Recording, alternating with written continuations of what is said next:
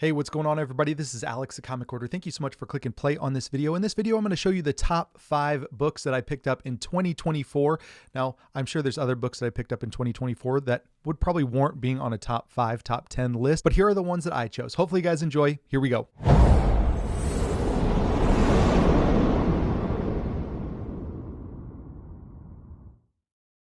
"2024 was an interesting year because I didn't drive as much, meaning that I didn't have as much freedom or transportation. I flew a lot more this year, which caused me to maybe not stop at as many places, antique malls, comic book shops, etc. A lot of my buying was done locally or online. So here are the top 5 books that I chose as far as my favorite books and pickups of 2024. The first book up is The New Mutants 98. This is a really, really nice copy. I would say definitely 9.0 or greater. And I picked this one up at Great River Collectibles, and I absolutely love this book. First appearance of Deadpool. It's definitely a classic. Foundational comic book for sure. They got a collection in after they sold all of their comic books, saying they're out of the comic book business. They picked up an awesome collection. 3 of the books in my top 5 are from that collection. So the first one up is The New Mutants 98 direct edition. I think I paid probably $300 to $350 for this copy. Next book up is The Amazing Spider-Man number 300 newsstand edition. This is probably an 8.0 to 8.5. I paid $300 for this one. First appearance of Venom.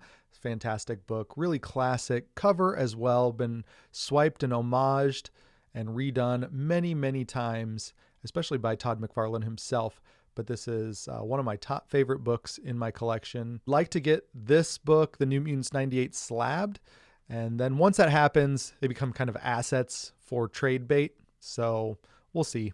I don't know if I will do that or not, but this is definitely a foundational comic book. Love it in the newsstand, and this is a very, very nice copy. Yeah, so this is number 2 on my list for top books of 2024. All right, the next one up, I've only owned one other time. This is The Amazing Spider-Man number 129. This is the first appearance of Punisher. There is a little bit of damage down here in this corner. Other than that, it's a mid-grade 4.5, 5.0.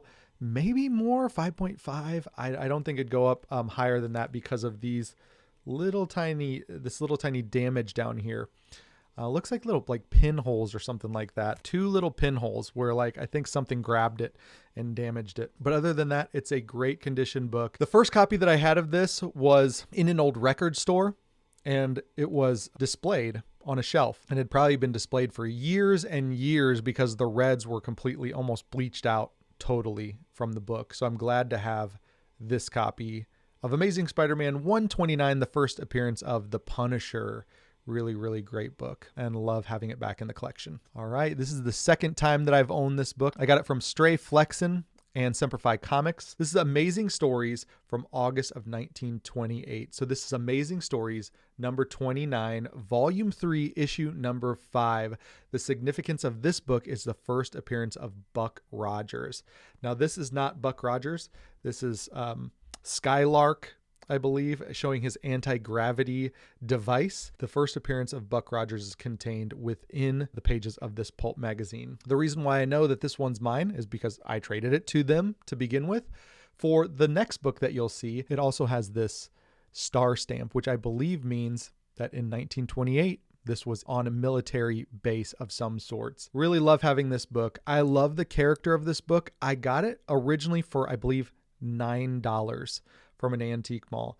And then to get it back, I paid $1,500. It's a 2.5 brittle pages, which is fine. I don't really mind that it's brittle pages. It's from 1928. Super, super old, almost 100 years old. And the story of finding this with my sons is just pretty special. So I'm happy to have Amazing Stories from August of 1928. All right, and the last one up, I got a second copy. I really want to build my collection, or my keeper collection, my PC, around books like this. And if this was my second book, this and the other one, my biggest book in my collection, if these were my only 2 books, I would be completely satisfied. That's kind of why it's almost slowed down this year. I haven't been buying as much, searching as much, because I'm pretty satisfied with what I have. And so you'll see why I'm pretty satisfied. Got this one from Stray Flexen. This is a grail among grails. This is All-Star Comics number 8 from 1941, 1942. It's a 2.5 off-white to white pages. This is the first appearance of Wonder Woman. Now, this is my second copy. I also have a 4.0. Really, really love this book. And the reason why I focused on that one was what was the biggest Golden Age Grail first appearance that I could achieve. And that was it. So I cashed in a lot of my Silver and Bronze Age keys back during COVID and got that 4.0. And then I wanted to get another big book. I was working with Stray Flexen, and he let me know that they have an All-Star Comics number 8 that they could potentially get for me. And this is it. So really, really great front cover. The damage is on the back.